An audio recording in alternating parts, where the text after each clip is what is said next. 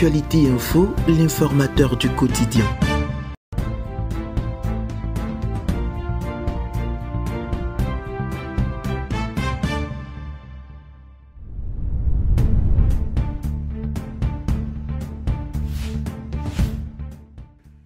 Nous devons agir à ce niveau pour pouvoir endiguer cette maladie qui est évitable.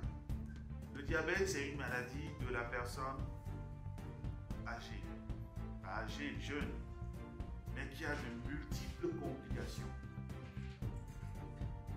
Les yeux, donc la cécité, le cœur, les maladies cardiaques, donc l'infarctus du myocarde, le gros cœur comme on le dit. Sur les reins avec l'insuffisance rénale, sur le cerveau, le diabète pour voir l'hypertension. L'hypertension est une complication du diabète. Et le diabète, donc, vous voyez, attaque également les nerfs périphériques, attaque les vaisseaux, à l'origine des amputations. Alors que c'est une maladie qu'on peut éviter par l'équilibre alimentaire, la pratique du sport régulièrement et l'alimentation équilibrée. Donc vous voyez que c'est quelque chose qu'on peut éviter. C'est quelque chose qui ne dérangeait pas avant dans nos pays. C'était une maladie rare.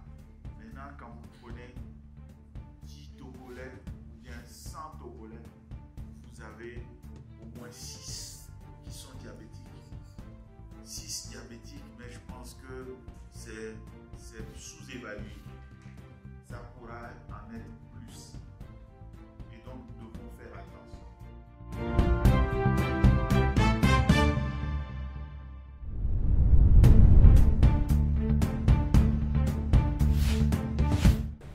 Les principaux objectifs du projet étaient d'abord améliorer la collecte des données sur le diabète au Togo.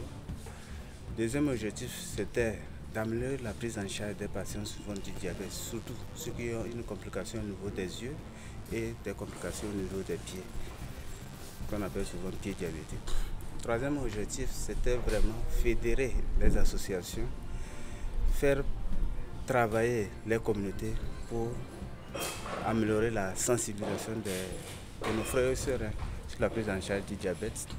Et le dernier objectif, c'était un focus, on appelle diabète de type 1, qui survenait plus chez les enfants. Au terme des 3 ans de mise en œuvre du projet, nous pouvons dire que dans un premier temps, nous sommes satisfaits. Parce qu'on a pu atteindre nos objectifs. Beaucoup de personnels de la santé, médecins comme collègues paramédicaux ont été pris en charge par rapport à comment reconnaître la complication du diabète au niveau des yeux et comment la prendre en charge. De même, les collaborateurs aussi ont été formés à comment reconnaître la plaie chez le diabétique et comment la prendre en charge. De même, nous sommes également satisfaits pour qu'une fois qu'on travaille avec beaucoup d'associations œuvrant dans la prise en charge du diabète, on a pu travailler avec 5 autres associations qui proviennent des régions suscitées et qui ont fait leur job, si je peux le dire, qui nous ont aidés vraiment à sensibiliser les populations sur la prise en charge du diabète.